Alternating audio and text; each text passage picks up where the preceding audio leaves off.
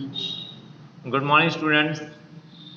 मैं आज आपको क्लास 7th की ज्योग्राफी और एनवायरनमेंट नेचर एंड ह्यूमन में हम लोग व्हाट इज एनवायरनमेंट पढ़ चुके थे, नेचुरल एनवायरनमेंट पढ़ चुके थे। नेचुरल एनवायरनमेंट में हम लोग एटमॉस्फेयर पढ़ चुके, लिथोस्फीयर पढ़ चुके। आज हाइड्रोस्फीयर से आपको पढ़ाने जा रहे हैं।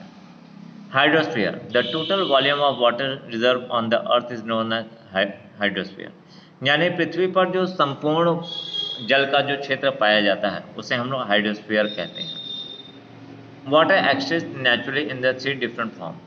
पृथ्वी पर लगभग पानी जो है वो 3 फॉर्म में पानी पाया जाता है जल को। सॉलिड यानी जो हमारा बर्फ का के रूप में, लिक्विड यानी लिक्विड यानी तरल रूप में पानी, and the gas water vapour in the air, और वायु में जो गैस होती है यानी वाष्प के रूप में उसे हम लोग। It can dissolve more substance than any other liquid, ये अन्य के अपेक्षा ये ज़्यादा घुलनशील होता है। About 97.3% of water is hydrosphere is contain in the ocean and adjoining seas. पृथ्वी पर लगभग 97.3% यानी कि 97.3% के रूप में हाइड्रोस्फीयर पाया जाता है, जिसमें हमारा समुद्र भी आता है, महासागर भी आते हैं, तालाब भी आते हैं, नदियाँ भी आती हैं और अन्य भी आते हैं। This water is saline and salty, ये समुद्र का पानी जो है वो हमारा कैसा है, खारा है, एंड अनफिट फॉर ड्रिंकिंग, और पीने के लिए उपयोग नहीं है यानी लाभदायक नहीं है। The remaining 2.7% water is fresh water, और शेष जो 2.7% पानी है वो आपका शुद्ध पानी है।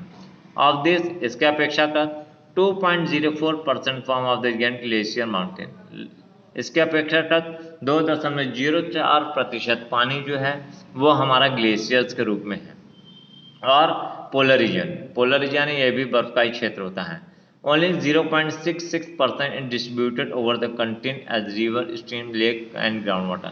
लगभग इसके पर देखिए आप 0.66%, बहुत ही महत्वपूर्ण बात है कि 0.66% पानी जो है वो हमारे पीने के लायक है, और वो भी जिसमें नदियाँ भी आते हैं, झरने भी आते हैं, तालाब भी आते हैं, और प्लस अंडरग्राउंड यानी पृथ्वी के अंदर जो जल पाया जाता है वो भी इसी फॉर्म में होता है। इसके साथ ही हैंडपम्प वगैरह भी इसी में, कुआं भी इसी में, सब शामिल है 0.66 पानी % में। इसलिए कहा जाता है जल अमूल्य है, जल की रक्षा करें। There is a very small amount of water into the atmosphere, लगभग बहुत ही कम मात्रा में पानी जो है वातावरण में पाया जाता है। Not exceeding on 100,000 part of the hydrogen as the whole, लगभग पूरे होल की बात करते हैं लगभग 1000%, हजारों गुना कम पानी जो है वो हमारा वायुमंडल में प्राप्त होता है। इंपॉर्टेंस ऑफ हाइड्रोस्फीयर, हाइड्रोस्फीयर के महत्व क्या है। Water is the most important forces in shaping of land, जो जल है वह अन्य की अपेक्षा कर पृथ्वी पर महत्वपूर्ण भूमिका निभाता है। इसके साथ हम ये भी कह सकते हैं most important force in the shaping of land, पृथ्वी के आकार को बनाए रखने में भी महत्वपूर्ण भूमिका निभाता है। लाइक द एयर, जैसे हम वायु की बात कर देते हैं। Water is also indispensable for the life, जैसे अगर हम जीवन की बात करते हैं, जीवन वायु और जल यानी पानी और जल के बिना जीवन संभव नहीं है। Hydrosphere play a very important role in extension of human by the following way. Hydrosphere यानी कि जो हमारा जल का भाग है वह हमारे जीवन में महत्वपूर्ण भूमिका निभाता है, जिसे हम लोग इस प्रकार से समझ सकते हैं। Oceans provide abundant water for the evaporation. Water vapor through the evaporation reach the atmosphere where they become condensed and fall on the various form of precipitation. Human use this water in the numerous way.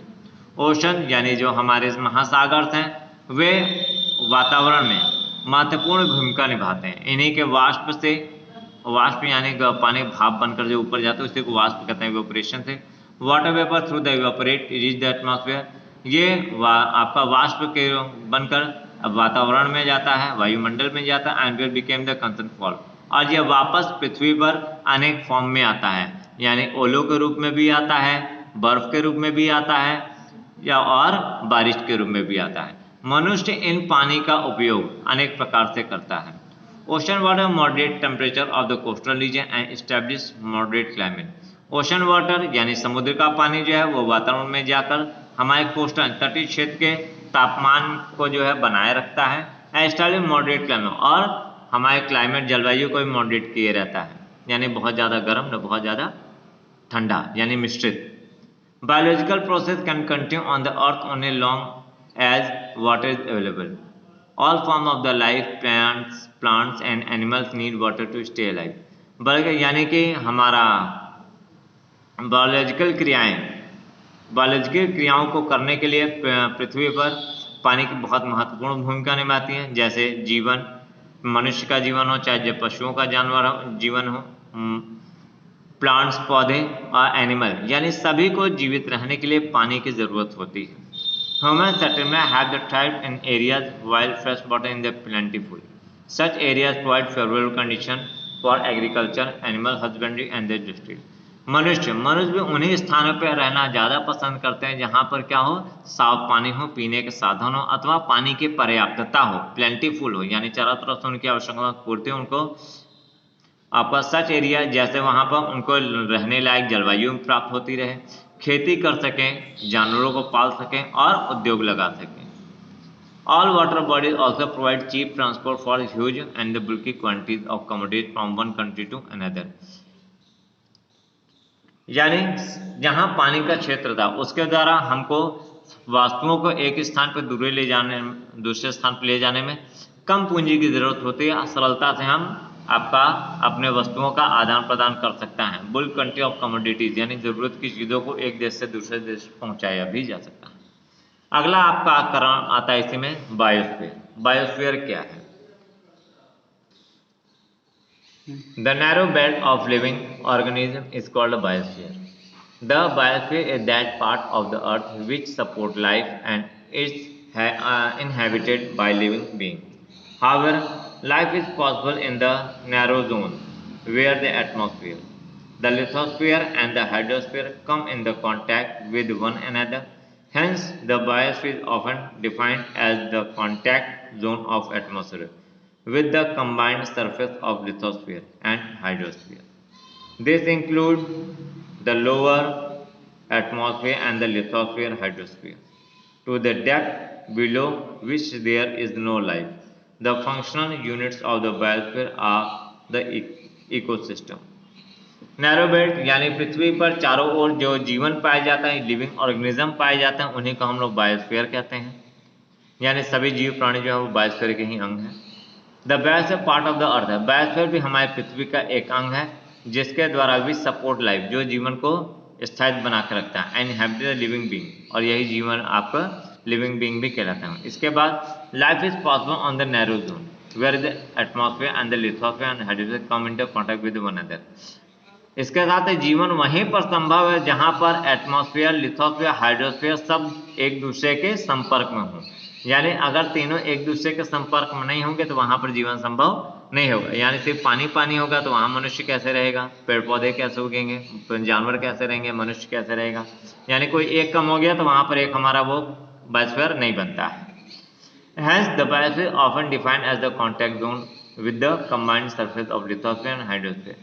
इसी प्रकार के the biosphere often defined, biosphere को वहीं define किया जा सकता है as a contact जहां पर एटमॉस्फेयर जोन और आपका हाइड्रोस्फीयर, लिथोस्फीयर तीनों एक दूसरे से जुड़े हुए हो।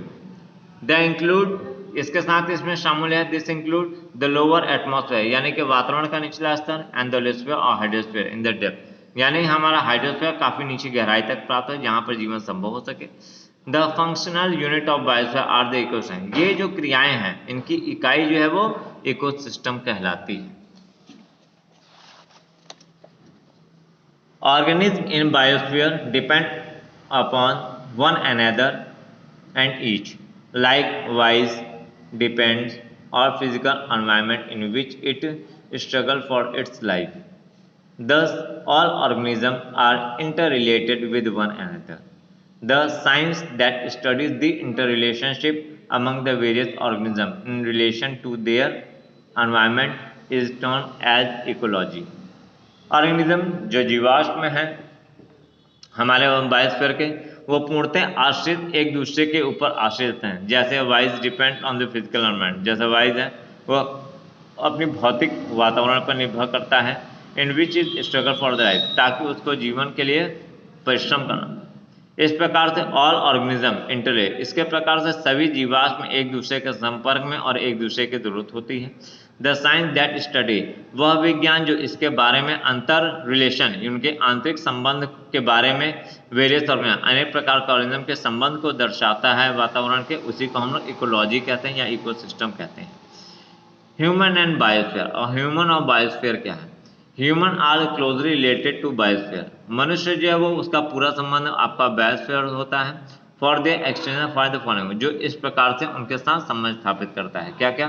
The biosphere for all types establishable, biosphere जो है अनेक प्रकार के खाने की वस्तुओं को ईटेबल यानी खाने लायक वस्तुओं को प्रदान कराता है। Plants and animal supply them cotton, jute, flax and wool for their clothing. Plant और पशु या जानवर, ये सभी जो है मनुष्यों को आपका वस्त्र प्रदान करते हैं, पहनने के लिए, रहने के लिए, अनेक प्रकार की जरूरतों को पूरा करते हैं। आपका जैसे कॉटन हो गया, कॉटन पहनते हैं, फिर भोजन भी करते हैं उसी से। आपका बैग जब प्लांट नहीं देगा तो वो खाएगा, पहनेगा क्या?